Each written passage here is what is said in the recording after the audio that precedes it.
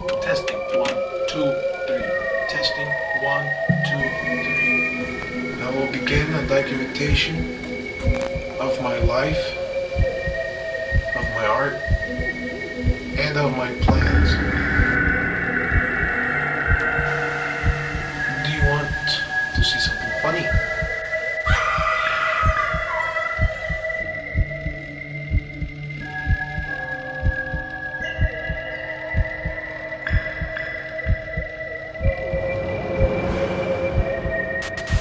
I'm just gonna have to kill her.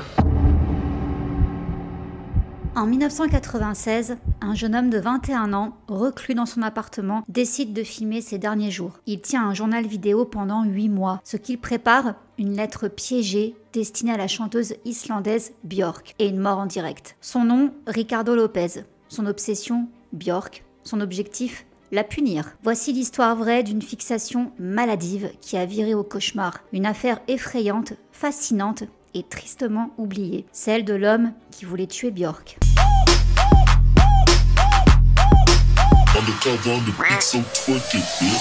Bonjour, bonsoir tout le monde, je suis ravie de vous retrouver aujourd'hui pour une vidéo complètement dark. C'est assez sombre, on va parler donc d'un stalker, le stalker de Björk. Je ne sais pas si vous étiez au courant de cette histoire, moi non, jusqu'à ce que je fasse récemment des recherches et je suis tombée sur cette histoire dérangeante au possible. Mais avant de démarrer cette vidéo, je vous laisse avec l'autre moi pour vous présenter le sponsor du jour, CyberGhost. Comme à chaque fois, je vous rappelle pour ceux qui ne sauraient pas ce qu'est un VPN, il s'agit d'un tunnel privé sécurisé qui vous permettra de protéger vos données, de masquer vos adresses IP et également de vous protéger de tout piratage ou site malveillant. Grâce à CyberGhost, vous serez protégé de tous ces traquenards, donc c'est fini de se faire gratter ses coordonnées bancaires pour que quelqu'un se paye des vacances. Oui, ça sent le vécu, quelqu'un s'est payé des vacances sur mon dos un jour. Avec un VPN, vous limitez grandement la casse. Et autre avantage non négligeable que vous avez avec CyberGhost VPN, c'est que vous pouvez débloquer du contenu géorestreint sur plus de 40 plateformes type Hulu, Netflix, Disney+, Amazon. Et la manip, il n'y a rien de fou, il suffit juste de vous connecter au réseau du pays sur lequel vous souhaitez aller. Et c'est comme si vous y étiez. Vous allez ensuite sur votre plateforme et vous aurez accès au catalogue. Les catalogues, bien que sensiblement les mêmes, diffèrent d'un pays à l'autre. Vous n'aurez pas forcément les mêmes programmes en France qu'au Brésil, qu'au Japon, qu'en Corée, aux States, etc., etc. Sachez que CyberGhost VPN est très bien noté sur Trustpilot et si vous voulez rejoindre les plus de 38 millions d'utilisateurs, pour cela je vous mets un lien qui s'affiche ici, mais également en barre d'infos ainsi qu'en commentaire épinglé pour profiter de l'offre des 83% et des 4 mois en plus offerts. Ça vous fera donc un abonnement pour la modique somme de 2 € par mois.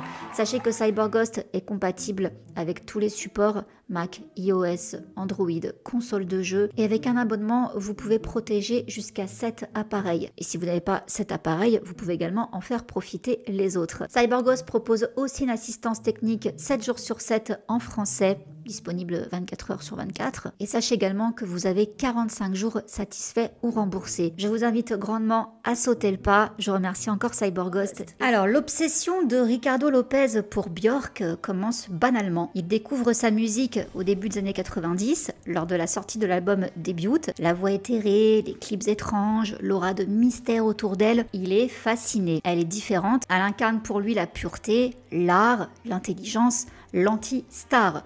Elle devient son refuge. Au même moment, Björk est en plein envol international. Ancienne chanteuse du groupe islandais The Sugar Cubs, elle a lancé sa carrière solo en 93 avec Debut, un album salué par la critique, écoulé à plus de 2,5 millions d'exemplaires dans le monde. Et en 95, elle sort Post, encore plus audacieux, qui confirme son statut d'icône de la pop expérimentale. Elle vit alors entre Londres et l'Europe continentale, entourée d'artistes, de stylistes, de musiciens électroniques.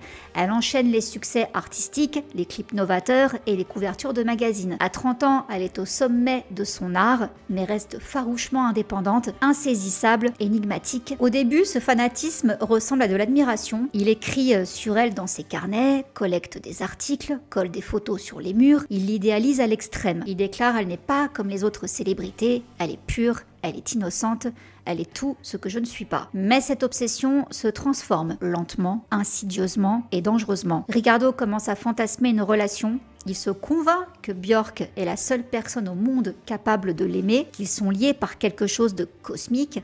Il dit même qu'il comprend ses pensées à travers sa musique. Et plus elle évolue, plus lui régresse. Quand elle sort l'album Post, plus électro, plus expérimental, il se sent trahi. Le point de bascule se produit en 96. Ricardo découvre par la presse que Björk est en couple avec Goldie, un artiste britannique, DJ et acteur noir. Et là, tout bascule. Il entre dans une spirale de haine et de paranoïa. Il déclare « Elle m'a trahi, maintenant elle est impure, elle est avec quelqu'un de dégueulasse. » C'est raciste, c'est sexiste, et c'est profondément perturbant. Look at this beautiful face.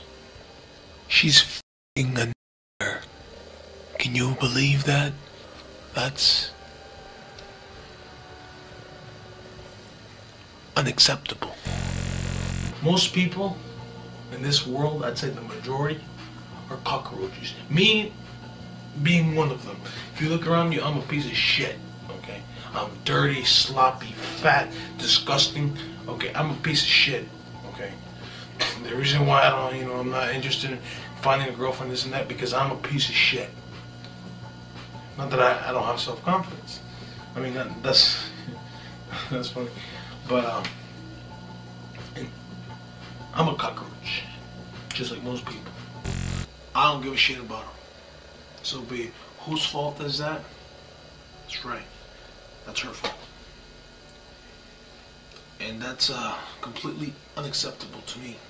Dans ses vidéos, il parle de purifier Björk, de se venger d'elle pour avoir souillé leur lien. Il commence à élaborer son plan, la blesser, voire la tuer, puis mettre fin à ses jours pour rejoindre un autre plan d'existence où ils pourraient être ensemble. Il se compare parfois à Travis Bickle dans Taxi Driver ou au tueur de The Collector. Il se voit comme un martyr romantique, un incompris, prêt à mourir pour une femme qui ne le connaît même pas. Donc il élabore un plan, fabriquer un colis piégé, l'envoyer à Londres à Björk via son label et se donner la mort juste après. À ce stade, il ne vit plus que pour ce projet. Il a cessé tout contact avec sa famille, il ne travaille plus, il ne se lave presque plus. Björk est devenue son unique obsession, une obsession mortelle. Alors petit point quand même sur qui est Ricardo Lopez. Il est né en 1975 à Montevideo en Uruguay. Sa famille émigre aux États-Unis alors qu'il est encore enfant. Il grandit en Floride, dans une banlieue tranquille, au sein d'un foyer modeste. Son père est commerçant, sa mère au foyer, et Ricardo est un enfant discret, introverti, un peu trop même. Très tôt, il développe un complexe sur son apparence, en particulier sur son poids, son acné et sa timidité maladive. À l'adolescence, il se réfugie dans les mondes imaginaires, la musique, l'art et surtout les stars. Il admire les célébrités à distance, développe des obsessions, il est seul, très seul, il n'a pas de petit ami, peu d'amis tout court, et passe la plupart de son temps à fantasmer des relations idéalisées, irréelles. Et pourquoi ce monde l'attire? Parce que Ricardo voulait être artiste.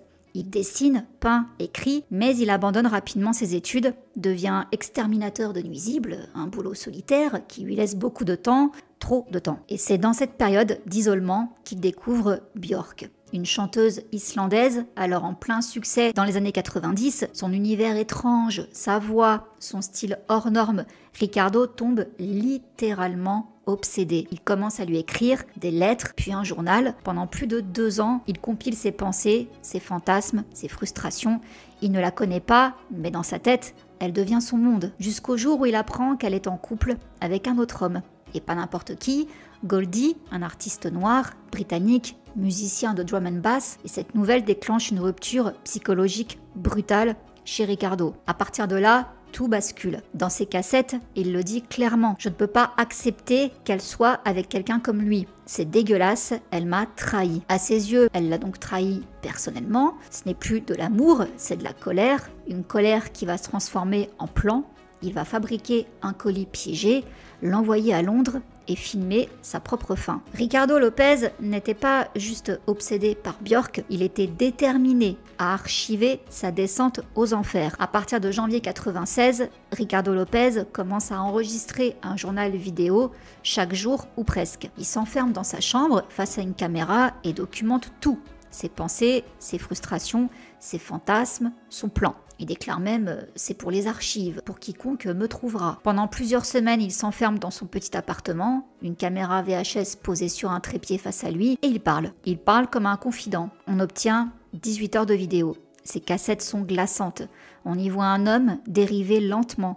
Jour après jour, sa santé mentale se dégrade. 18 heures donc d'images où il détaille son plan, ses motivations, ses frustrations sexuelles, son obsession raciale et son admiration pour Björk qu'il transforme peu à peu en haine pure. Il déclara « Ce n'est pas censé être un show, c'est un documentaire sur ma vie et sur ma mort ». Il commente les progrès de son colis piégé, parle de son enfance, de ses humiliations. Les murs sont couverts de croquis bizarres, parfois à moitié nus, souvent à l'effigie de Björk. On est dans l'antre de quelqu'un de très perturbé. Dans certaines séquences, il parle d'elle comme d'une déesse. Dans d'autres, il la traite de PUTE pour avoir osé aimer un autre homme. Son racisme ressort violemment.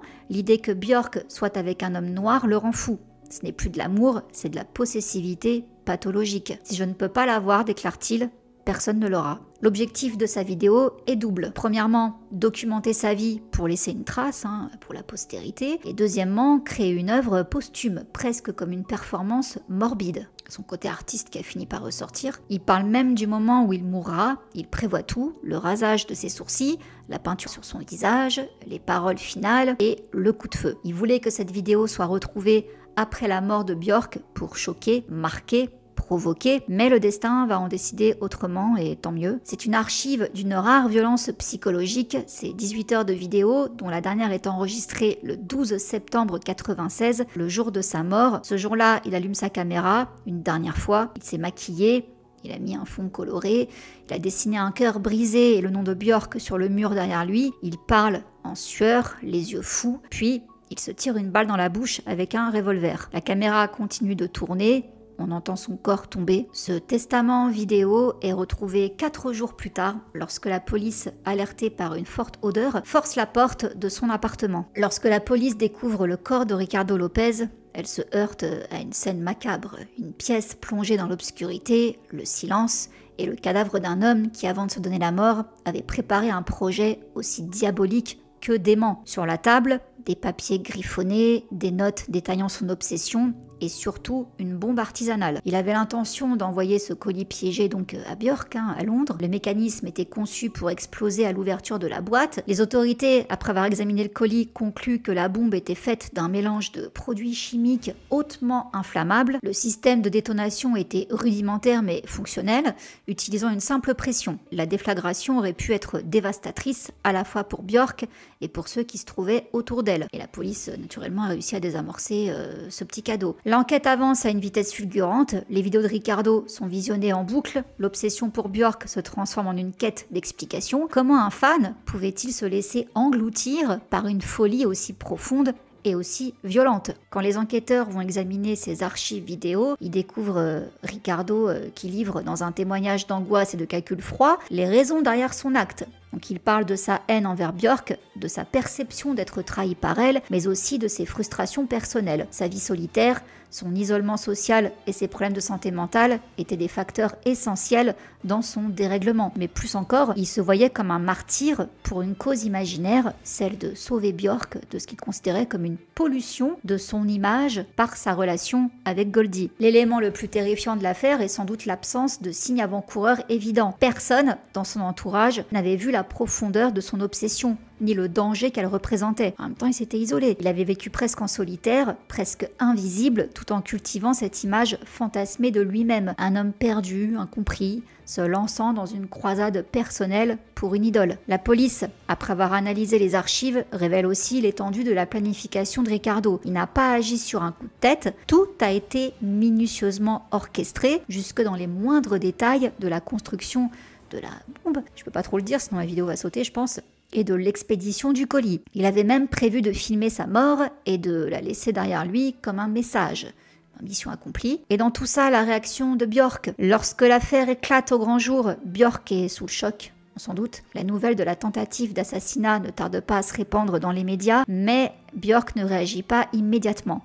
Elle prend du temps pour digérer l'ampleur de l'événement, consciente que son image de dévotion pure a été pervertie par cet acte de violence. Elle, qui était déjà fragile à cette époque, en raison de sa propre carrière tumultueuse, se replie sur elle-même. Le fait que ce plan ait failli la tuer, en la considérant comme une déesse pure à sauver, laisse Björk dans une tourmente émotionnelle profonde. Elle n'est pas seulement victime d'une tentative de meurtre, mais aussi d'une distorsion grotesque de l'admiration et du culte qu'elle suscite. La violence de l'acte lui laisse un sentiment de malaise et de confusion, d'autant plus qu'elle se sent à la fois responsable de la souffrance de cet homme et victime de son extrême adoration. Un communiqué de son équipe révèle qu'elle est profondément secouée, mais elle se garde bien de faire des déclarations publiques dans les mois qui suivent. Au lieu de ça, elle se concentre sur son art et son album Homogénique, sorti en 97, devient une sorte de catharsis pour elle, à la fois un exorcisme et un retour à l'indépendance après cet épisode terrifiant. Björk choisit également de prendre ses distances avec la presse pendant un certain temps, préférant parler à travers sa musique plutôt que de commenter les événements directement. Elle déclarera plus tard dans une interview « J'ai pris du recul,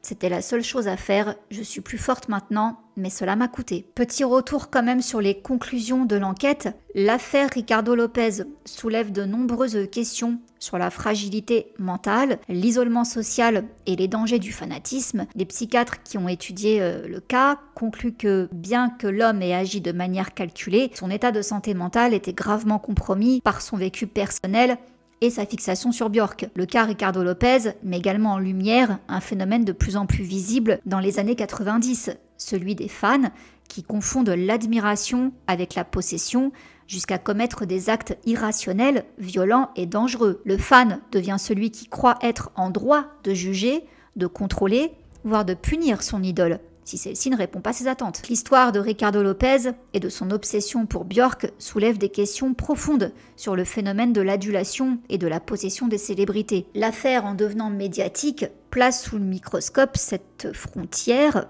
floue entre fanatique admiratif et un comportement nuisible. La ligne entre l'admiration normale et l'obsession devient de plus en plus mince, notamment à l'ère de l'Internet, où les interactions entre les stars et leurs admirateurs sont facilitées, mais aussi amplifiées. Et Björk, comme beaucoup d'artistes à l'époque, a été perçue non seulement comme une musicienne, mais aussi comme une icône. Dans les années 90, son style unique et son approche de la musique font d'elle une figure de proue d'une époque où l'expression artistique devient plus que de la musique. Elle devient une réflexion de l'individualité et ça la place, malgré elle, dans une position quasi sacrée pour de nombreux fans. Ce phénomène d'adulation des célébrités n'est pas nouveau, bien sûr, mais il prend un tournant au moment où la frontière entre réalité et fiction, entre l'artiste et l'idole, devient encore plus floue. Björk, pour rester dans ce cas de figure, avec son image à la fois douce et perturbante, incarne un type de célébrité qui cristallise à la fois l'admiration et la projection de fantasmes personnels. Donc, ce qui est frappant dans le cas de Ricardo Lopez,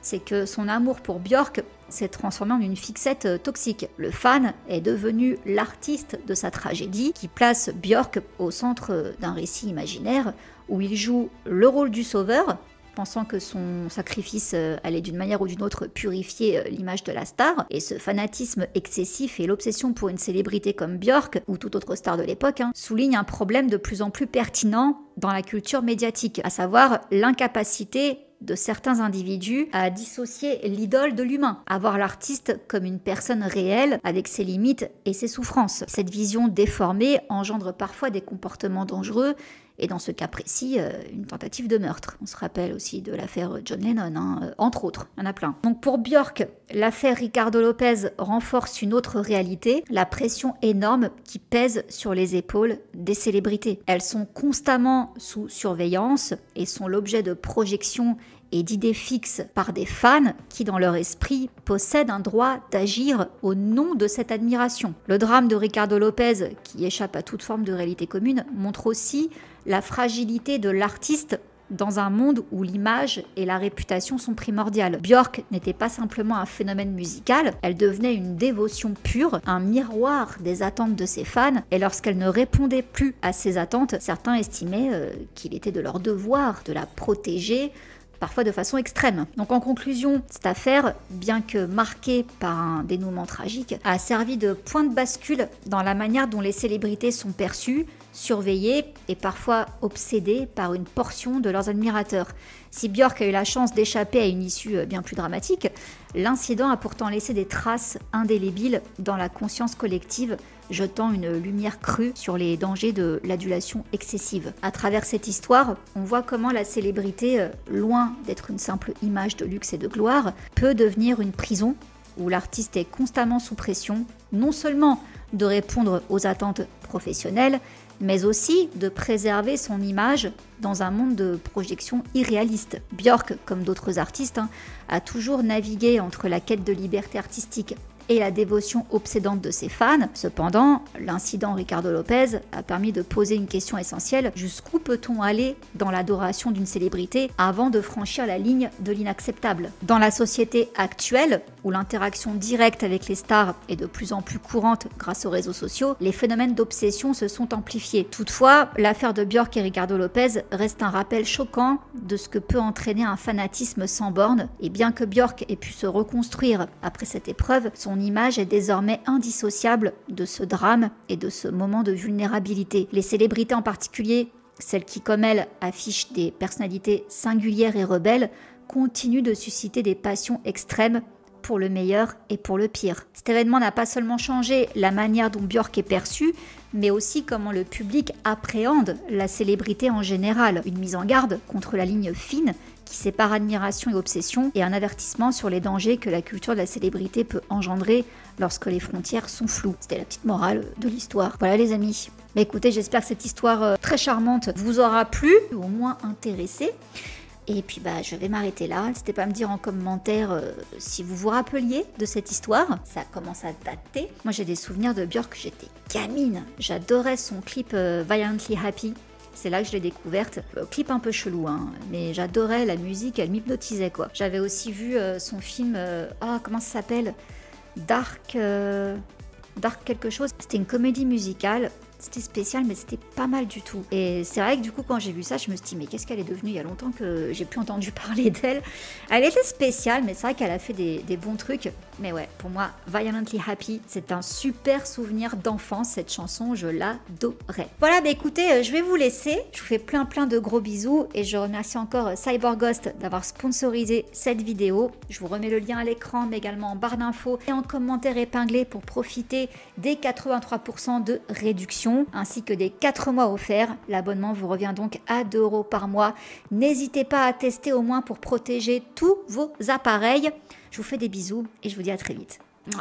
Bisous, ciao.